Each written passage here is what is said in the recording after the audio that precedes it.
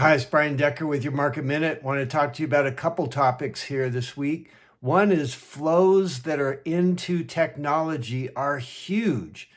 Very small flows into energy, very small flows into utilities, real estate, huge flows into technology. And I love how our models are momentum based because there's a time to be in technology and a time not to be in technology. And who knows how long this run's going to go.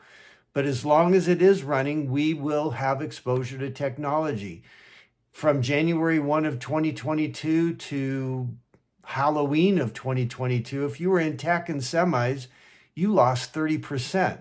But now, since October 31 of 2022, if you haven't been in tech, you've left a lot of money on the table. So I love how momentum and relative strength rotates the sectors that we invest to. So that's point one.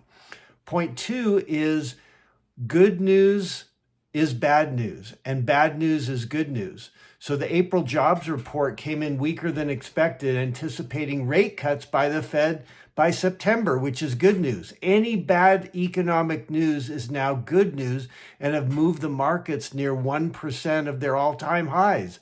A chart from the San Francisco Fed has been making the rounds in social media about how the COVID funds that have been funneled out to the American public, those savings are almost gone now. Bad news is good news. Mortgage applications are well below last year. Bad news is good news. Initial jobless claims jumped last week. Again, markets loved it. The probability of 2 Fed rate cuts have now gone way up. Only 15% of the S&P 500 companies have provided guidance that have exceeded estimates. Again, bad news is good news.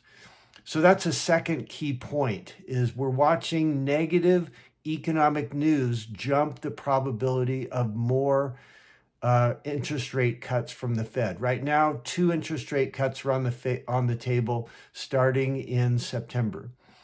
The next piece, the third piece really quickly, is stock buybacks. Once again, this year, corporations are expected to be the largest purchasers of equities this year, so that they beat by a penny or something like that.